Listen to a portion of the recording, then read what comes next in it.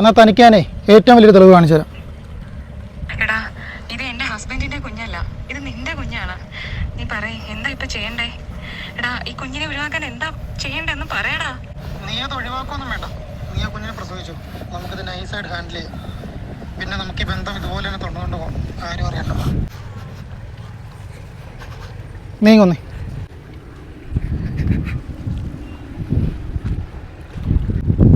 നിനക്കെന്നെ വിശ്വാസമില്ലേ?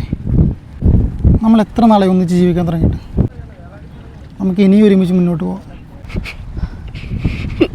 ഞാൻ അർജുനൊപ്പം പോവാ. എടി പോവല്ലേ, ഈ കുഞ്ഞിനെ ഞാൻ അത്രയ്ക്ക് സ്നേഹിച്ചു പോയിട്ടുണ്ടെടി. അവൻ്റെ കുഞ്ഞാണെങ്കിൽ പോലും ഞാൻ എന്നോടത് ക്ഷമിക്കാം, പ്ലീസ്.